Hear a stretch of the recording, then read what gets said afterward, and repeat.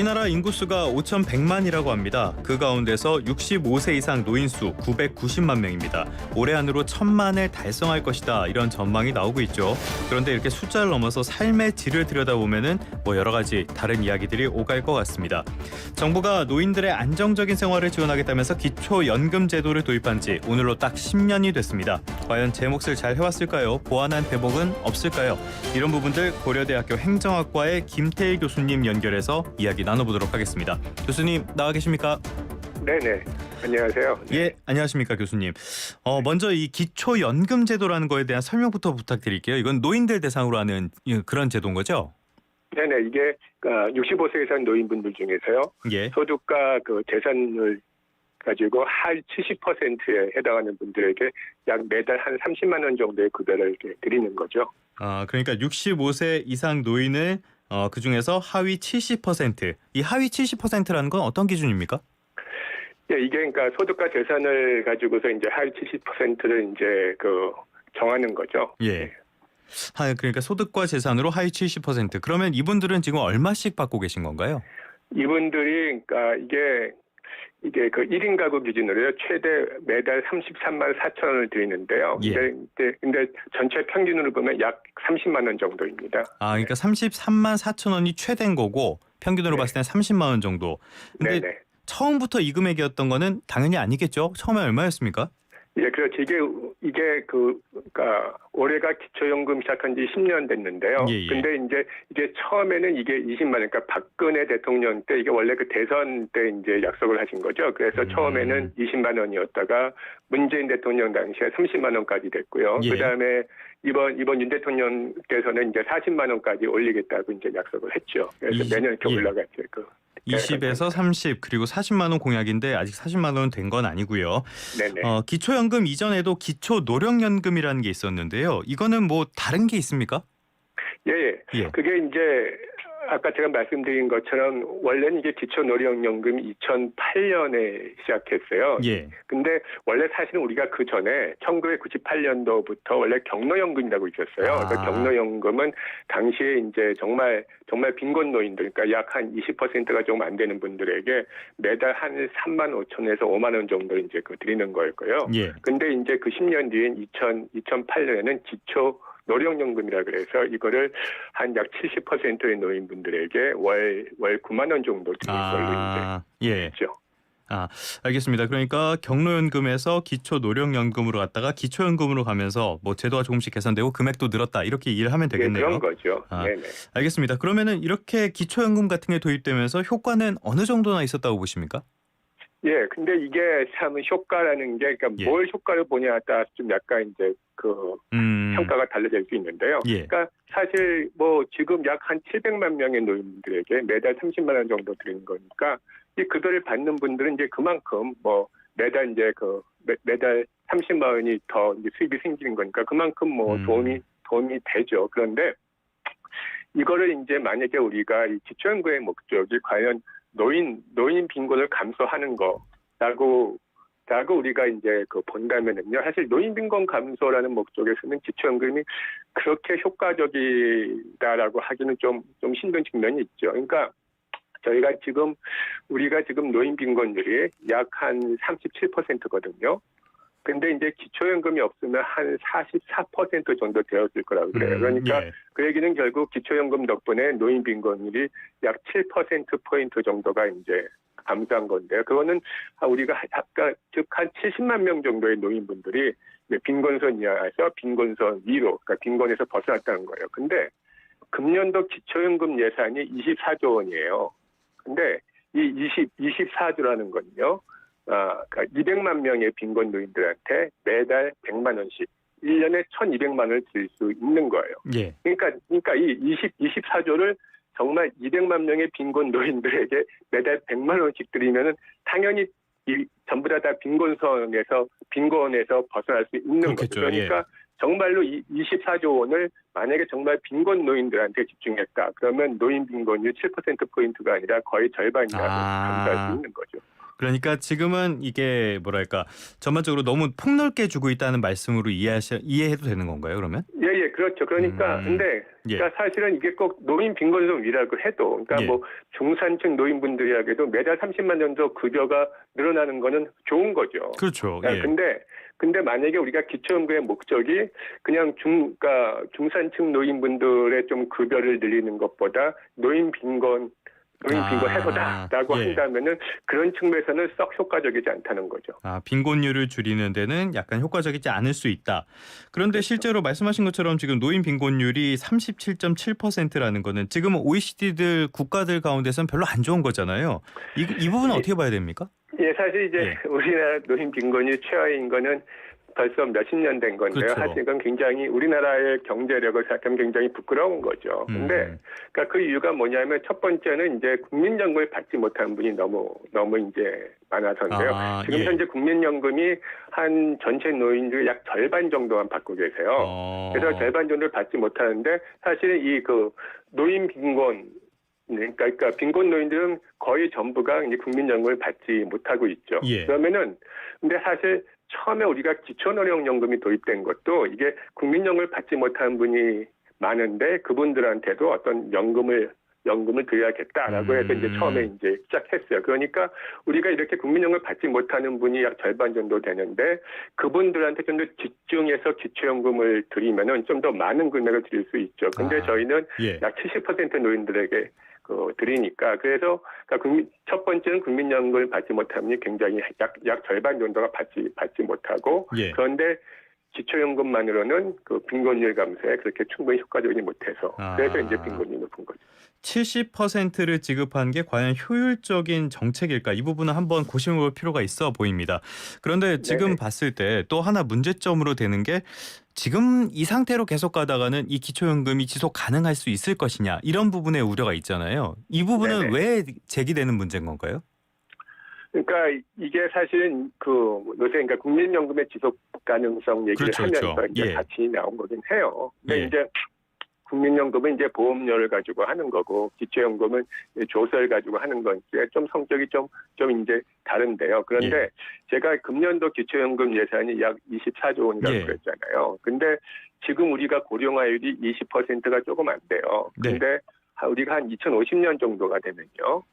고령화율이 지금의 한 2배가 넘을 걸로 지금 이제 예상을 하죠. 그러니까 고령화율이 지금의 2배가 넘는다는 거는 노인 수도 지금의 2배가 이제 넘는다는 거죠.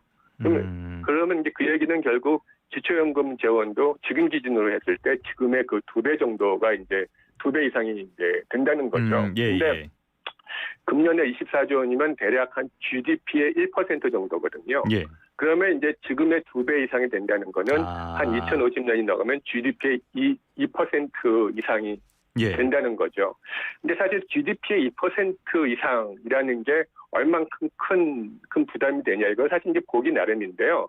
그게 우리나라 국방 예산이 GDP의 한 2.4% 정도예요. 그러니까 대략 2050년 이후에는 지금 현재 우리나라 국방 예산만큼 돈이 든다는 건데 어떻게 보면 많을 수도 있고 근데 분명히 부담되는 건 틀림이 없죠. 그렇지만 사실 우리가 정말 이 기초연금에 정말 의지를 갖고 어떤 노인분들에게 급여를 드려야겠다고 하려면 할 수는 있죠. 뭐 그렇지만 이제 그러려면 그만큼 조세를 더 많이 걷어야 되는 거죠. 그러니까 노인은 늘었는데 세금을 낼 사람은 줄어들고 그만큼 세금의 부담은 더 커질 수밖에 없다. 이런 뜻으로 보면 되겠죠. 그런데 이번 정부에서 아까 말씀을 해주신 것처럼 40만 원까지 높이겠다 이런 공약을 내놨었잖아요. 그런데 지금 같은 재정 상황 그리고 고령화 속도를 고려할 때 이거 가능하다고 보십니까? 그러니까 아까 제가 말씀드린 것처럼 정부가 의지만 있으면 하려면 할 수는 있죠. 뭐 사실 지금 무슨 뭐 긴급재난지원금이 나오고 사실 하려면 할 수는 있는 거죠. 하지만 그만큼 부담이 되는 것도 맞죠. 그래서 저는 개인적으로는 사실은 근데 정말 우리 정말 그 빈곤한 노인분도 많기 때문에 사실 국민연금 받지 못하고 기초연금만으로 이제 연금을 받는 분도 많기 때문에 그렇지만 저는 70%의 모든 노인들에게 40만 원까지 올리는 것보다는 정말 좀 빈곤한 한 30, 40% 그분들한테 우선 집중해서 우선 그분들부터 높이는 게 좋지 않을까. 그러니까 전체를 다 높이는 것보다 그렇게 생각합니다.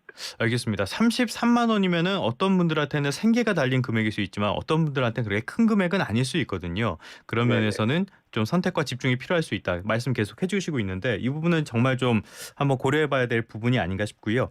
지난 21대 국회 얘기를 해보면은 그때 연금 개혁 특위가 있었잖아요. 그 역시 합의는 잘 안 됐는데 국민연금과 기초연금 함께 연계해서 논해야 된다. 이런 논의도 좀 많았거든요. 어떤 점에서 이렇게 연결을 해야 된다고 이야기가 나온 겁니까? 예, 제가 아까도 말씀드렸지만 처음에 이제 기초연금을 도입한 목적이요. 그러니까 우리가 국민연금의 사각지대가 이제 많기 때문에 그래서 우리가 적어도 노인분들이 국민연금이든 기초연금이든 1연금은 받게 하자라는 거였거든요. 예, 그러니까 당연히 기초연금은 그러니까 국민연금과 기초연금이 하나의 공적연금 제도로서 어떤 노후 소득에 대비하는 거죠. 그러니까 사실 이제 국민연금을 개혁할 때는 기초연금과 같이 가야지 좀 더 정합성을 이제 가질 수 있는 거죠. 예. 알겠습니다. 그 당시에도 기초연금 이거 어떻게 할 거냐 두고 두 가지 안에 충동을 했던 걸로 알고 있는데요. 이 두 가지 안 어떤 것들입니까? 네, 그러니까 뭐 간단해요. 그러니까 하나는 현행대로 70% 노인분들에게 드리는 거를 그냥 폭넓게 주자. 쭉 가자는 거고, 또 하나는 수급 범위를 조금씩 점진적으로 이제 축소하고 좀 더 가난한 분들에게 집중해서 더 많은 급여를 드리자는 이제 그 두 가지였거든요. 교수님은 후자 쪽이 적절하다고 보시는 거고요.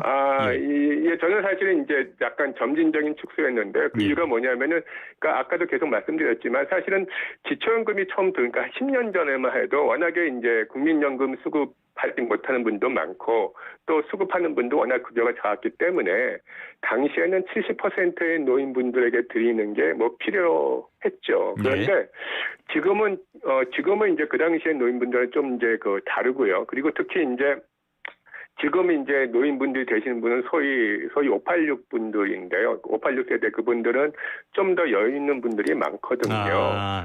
그래서 저는 그러니까 애초에 기초연금의 목적을 고려했을 때 좀 더 이제 지금은 근데 물론 지금 70%에서 갑자기 50 그렇게 갈 수는 절대 없는 거고요. 아주 서서히 이제 줄여가면서 좀 더 가난한 분들에 집중하는 게 좋지 않을까 하는 게 제 생각이었거든요. 그래서 점진적 축소 자꾸 말씀을 하시는 거 그리고 저번에 나왔던 것 중에도 점진적 축소가 있었던 게 그런 부분이 아닌가 싶은데요.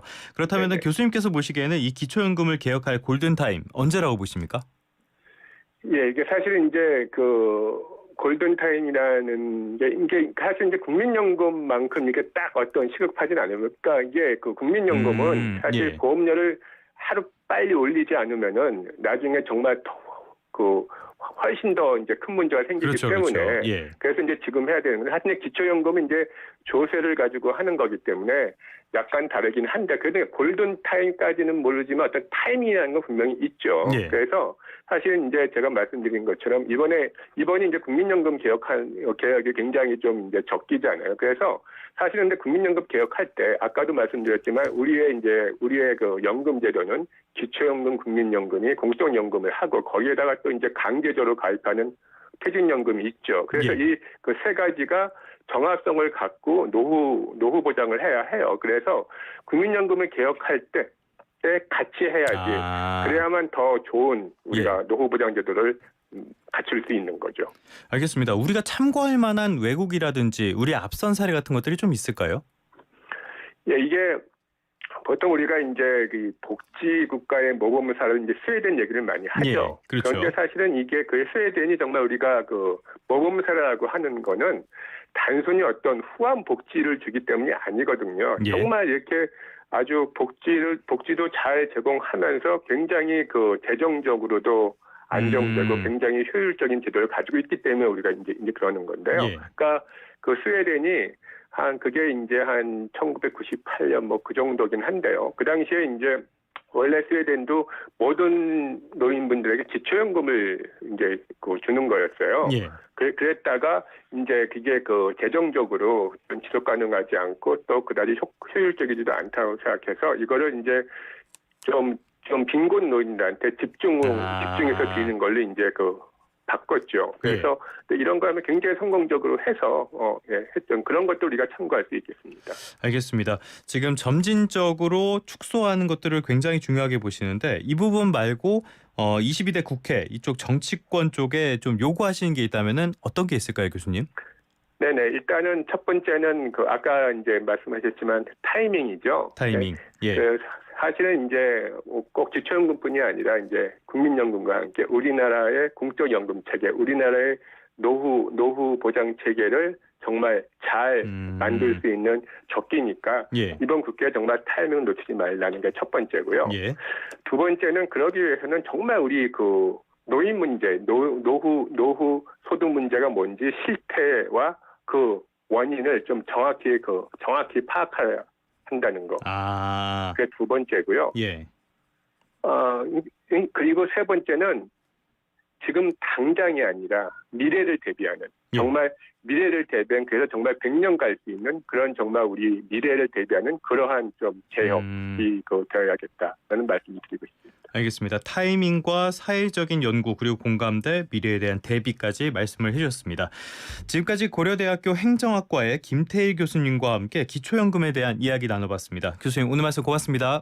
예, 감사합니다.